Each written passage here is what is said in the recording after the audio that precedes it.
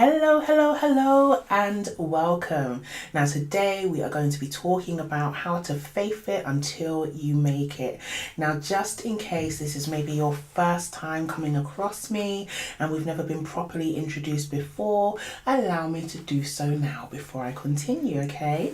So, my name is Nina Dafe, and I'm the founder and the editor of the FarAboveRubiesCollection.com, where I basically help heart-centered, visionary Christian women to banish the blocks that are keeping them from crushing their business goals once and for all. And if that's something that sounds good to you, then definitely stay tuned, because that's part of what I'm going to be talking about today. Now, a few weeks ago, we started in Exodus 1 and 2, and I talked about 5 women who were very significant during Moses' infancy, and what these 5 women have to teach us about collaboration, especially when it comes to actually making our God-given dreams and visions come true. Now, this last week, I've actually been thinking a lot about Moses' mother, Jochebed, and I shared something about it on my social media. If you're not following me on social media, then have a look. Why aren't you? It's at Far Above Rubies Collection on Facebook and on Instagram. And so not only do I do these obviously weekly blog posts, but I post daily inspiration there. All right, so what I'm going to quickly do, because I don't believe in rehashing the wheel if actually I've managed to explain something well or someone else has before. So I'm going to read you out what I shared, okay? And it was based off of just an inspirational graphic that I came across that said, "Faith it until you make it." And the caption that I put down was, a few weeks ago, I did a blog post about 5 women who are significant to Moses' early life. In the last few days, I've been thinking about his mother, Jochebed, in more detail. She got pregnant with a son during a time when his life was considered a crime. Despite this, she fought to keep him alive, and the rest, as they say, is history. Likewise, being pregnant with purpose as modern women can be just as inconvenient, crazy, and even risky. As such, we can be tempted to let it die, give up, procrastinate until the right time, lay low, and so on. But here's the problem with that, lovely. Although there was so much controversy surrounding Moses' birth, Jochebed never took that as a sign that his conception or birth was a mistake. In fact, we know now with hindsight that all of the obstacles that arose around this time was precisely because the opposite was true. Why then are we so unable to reverse engineer this and apply it to ourselves?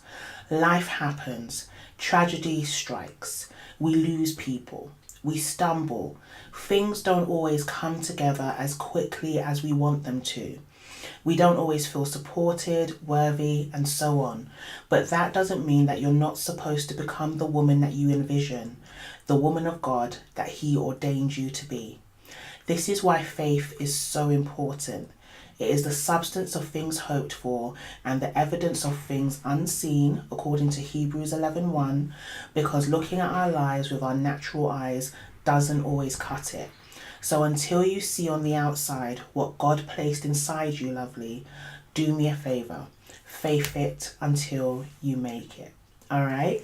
So I was doing some more thinking on Jochebed, and I did that whole thing about talking about how important it is to faith it until you make it, because as her life shows us, we can't always wait for the stars to align before we get started on the dream, the business, the goal, whatever it is that God has told us that we are supposed to do, because the truth about it is that there's not a right time, and that's the reason why we need to faith it until we make it. That's the reason why we basically need to have that inner life and that inner vision going on. And so as an extension of that post, I really just wanted to hop on and talk to you guys about how to actually do it. What are the steps? Okay, so the first one I have already alluded to, and that is that you need to actually have a vision in the first first place. Jochebed, if you read Exodus 2, her vision was simply to keep her son alive. The Bible says that she saw that he was a beautiful child, or in other words, she saw that there was something about him and that there was something significant about him. And so she hid him. Because her vision was to keep him alive, she hid him. You know, she did what she needed to do to do that. Okay, and so the first thing for us, or my first question to you is, do you have a vision? What is it? What is your it? When we're talking about faith until you make it, what is your, I guess, signpost that will let you know that you have made it? Okay. If you don't know, then you need to, obviously start having that conversation with God, pray about it, find out what your purpose is. I've got plenty of posts that can also help you to do that as well. But that's definitely number one, okay? And let me know in the comments if that makes sense, if you're still vibing with me. But number one is have a vision, okay? Number two, I also kind of alluded to it as well, but you have to hold that vision. There's a quote that I love from, I believe it's Nelson Mandela, that says you have to believe in the dark what God told you in the light. And what that basically means is, a lot of the times we can have our eureka moments, we can have our time with God where he reveals what our significance or our purpose is, and you walk away, motivated, and you're gonna conquer the world, and to in order to actually give birth to your dream and do what it is that God tells you to do. And then life happens. So for Jochebed, it was the fact that I'm guessing it was while she was pregnant, the Pharaoh declared that basically because the Israelites were growing in number, and he was afraid that they would join his enemies and go to war with him, he put out a decree basically that said that any Hebrew son that was born as from then on would be killed. So even though Moses was significant, even though he absolutely was there for a purpose, and we know with hindsight it was to free, the Hebrews, the Israelites, just as God had made his covenant with Abraham, it doesn't mean that his birth or his life was smooth sailing. It doesn't mean that just because God made him for a purpose that there was, no obstacle and it was just going to be able to allow it to happen. And I think sometimes that's what we get wrong, that we get our goals, our dreams, our visions from God, and then we look at our circumstance, and maybe it's that we don't have the money for it, or maybe it's that we don't have the time between motherhood and church activities and school or work. How are we even supposed to do it? Maybe it's that we don't have the connections, or maybe just like I have been in the last few weeks, you've been going through a time of sorrow. Maybe someone close to you has died, or whatever the case may be, and yet here you are being told that not only are you a woman of purpose, but now it is the time for you to actually move and do what it is that God has called you to do. And I want to basically say to you right now that those oppositions, those trials, those tribulations that you're going through are not a sign that what God said to you in the light is not still true. It's not a sign that you should give up. It's not a sign that you should procrastinate. It's not a sign that you should wait or lay low. Now is still the time to do what it is that God told you to do. But that's why I said that, number two is so important. So it's not just about number one, having a vision, but it's also about endurance. Number two, it's about being able to hold that vision and hold fast to your faith, even while life is not necessarily giving you, I guess, the maximum or optimum time or situation that you actually need to birth this thing. I think the other thing about it is that, or the other reason why holding a vision is so important, is the fact that it can be risky.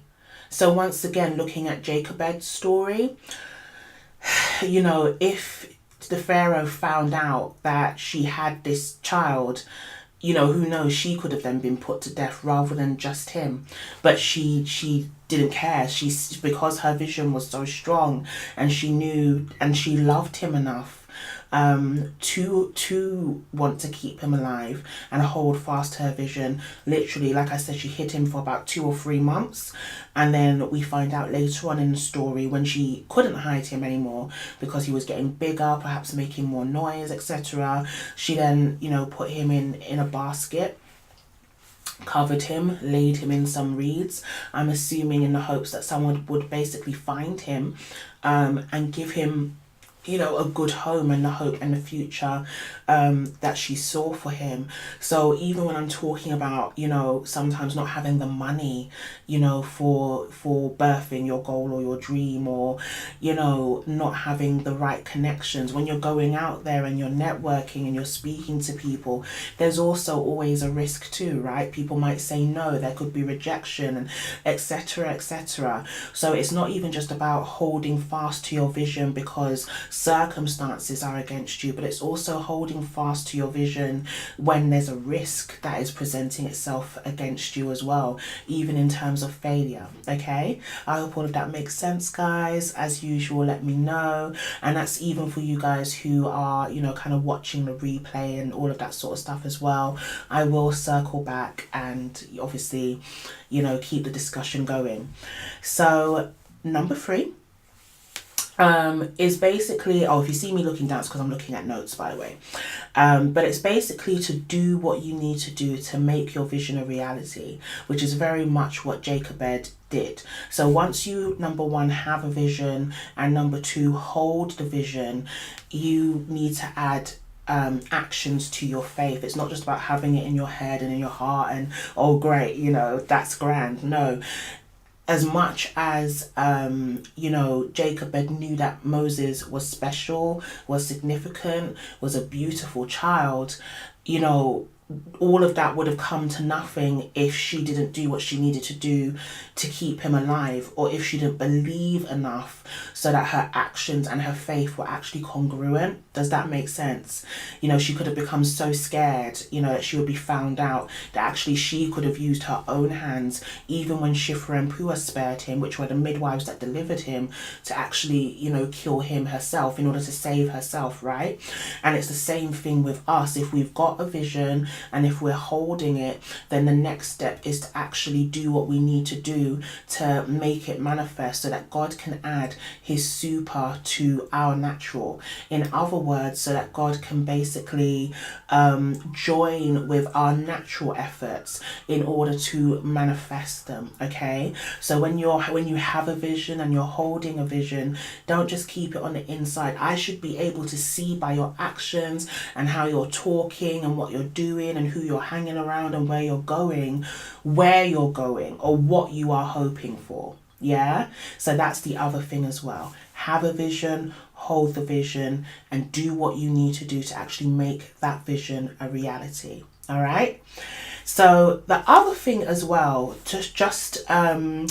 I guess to give you, the theology on why that's so important as well. The way that I think about it can be found in Genesis 8 verse 22. And it's the scripture that talks about that basically seed time and harvest time shall never cease. And the reason why I think that that is important is because we have to realize that our thoughts, our words, our actions, they're all seeds. They're all seeds. And this is the reason why I talk about mindset so heavily, because we reap what we sow. If we magnify or we concentrate on the negatives or on, the failure or whatever the case may be, and that's what we're speaking, and that's almost then a self-fulfilling prophecy in terms of what our actions are showing, that's what we are going to reap. So the way that I tend to think about it in my everyday life is, say, for example, I don't know, money is a bit funny at the moment, right? Or, I'll stick with that example. So say, for example, money is a bit funny at the moment. Yes, you have faith. And I don't want to get us stuck in this whole thing of using faith almost to numb the pain, or, you know, to kind of close our eyes and, you know, get so steeped in faith that actually we ignore the realities of life. That's not what I'm preaching here at all. What I'm saying is, despite the circumstances and despite what is happening, you face that head on, you feel your feelings, but then knowing the principle of sowing and reaping, you then do what you need to do to make sure that you turn that situation around. I.e., going back to my example, if money is funny, then what you need to do is learn financial literacy, start reading books, start consulting with experts who can actually, you know, help you to understand what your next step should be. And then bit by bit, little by little, you implement those steps. You do what it is that you need to do to sow towards turning your situation around and making it what it is that you want it to be. And that's literally how I approach different things. Like, even when circumstances are not necessarily great or showing me what it is that God said it was going to be, my attitude is, well, if God said it, then it's true. What I need to do then is sow into the situation, you know, keep doing what I need to do, actions wise, prayer wise, you know, positive affirmation wise, you know, just literally sowing and sowing and sowing until the circumstances catch up and it turns around. Does that make sense? And you really see that with Jochebed. Like, God clearly had a mandate for Moses' life, and so she sowed and she did what she needed to do until she saw in reality what she had seen in her mind's eye. So she hid him when she couldn't anymore. She then, you know, put him in the reeds to be found, and lo and behold, who found him? Pharaoh's daughter. We all know the story. She then adopted him. She allowed him to go where he was safe, so that once again the vision that she originally had for him, which is living, you know, becoming the man that he was ordained to be, could be allowed to happen. And that's what we need to do as well, right? We need to have the vision, we need to hold it, we need to do what we need to do to make it manifest. We need to sow towards it with our actions until the situation turns around, until God literally blesses our efforts and breathes on our efforts, and we see on the outside what it is that he placed on the inside of us. Okay. And so what's that? That was point number 3, right? Do what you need to do to make your vision a reality. So going on to point number 4, that then requires a trust in God. It requires a trust in God. It requires a trust that he is faithful to fulfill his promises. And it also requires a trust in God that things like believing his word, that seed time and harvest time shall never cease, that what you reap, that shall you sow.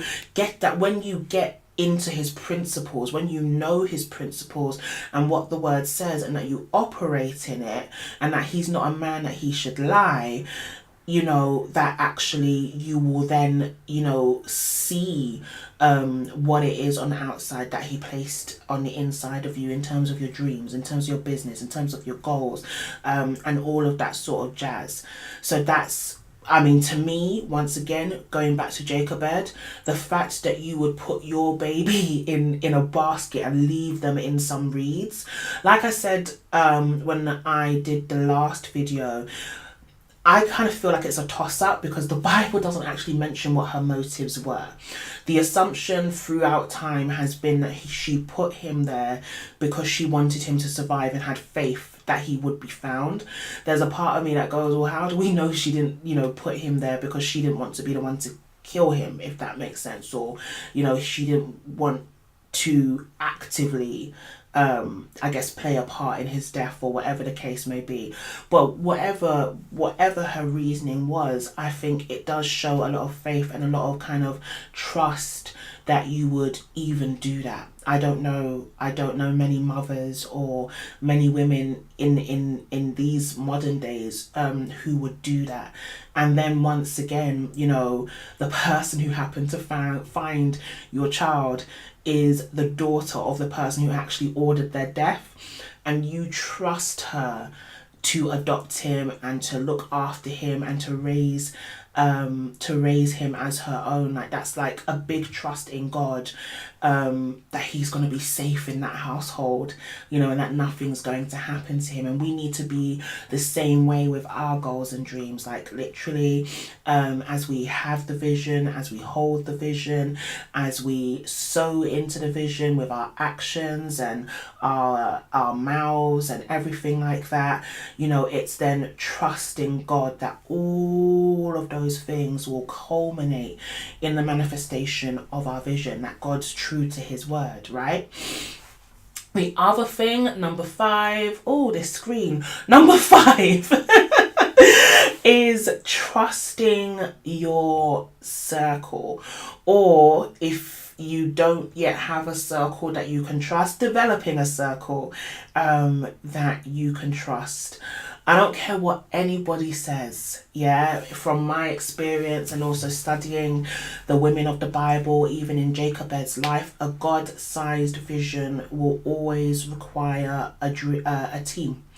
A God-sized vision is never really going to be something that you can do by yourself. If you can, it's too small and it's probably not of God, because he wants the glory ultimately. And if you can do it by yourself or in your own strength or by your own talents, where does the glory come in for him? Okay, so yes, if you don't have a circle that you can trust already, who understand your goals and your dreams and are willing to work with you, like Jochebed had in Shiphrah and Puah, in her daughter Miriam, in Pharaoh's daughter, then you really need to squad up, okay? We need our midwives. We need our Shiphrah and Puahs to help us deliver our dreams, to take them from, you know, just being, you know, within us to actually birthing them.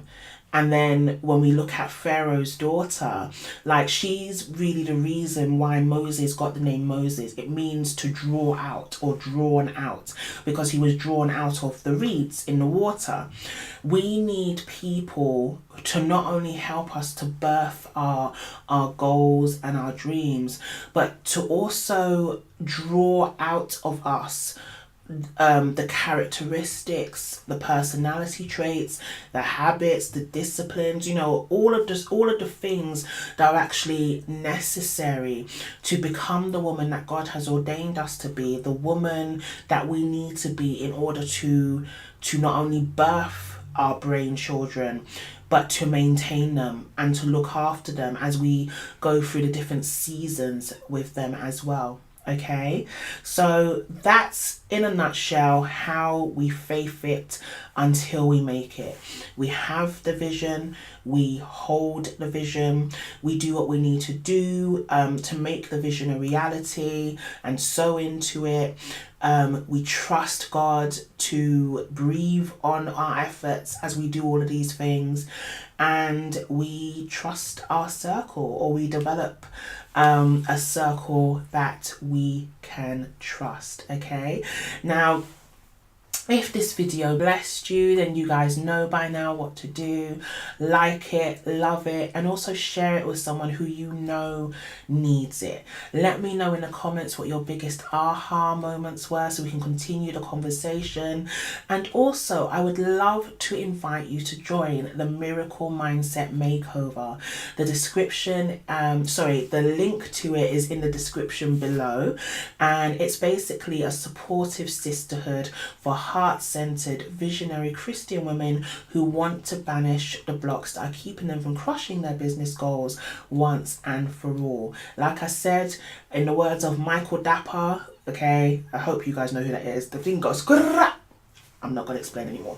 But anyway, In the words of Michael Dapper, we need to be squadded up, okay? This is not the time to be, isolated and walking this walk alone. Come join us. We're happy to support you in your goals and your dreams, masterminding, keeping you accountable. And I'm really just looking forward to having you join the family, okay? So until next time, guys, you stay blessed and we will talk again next week. All right? Take care, guys. Bye.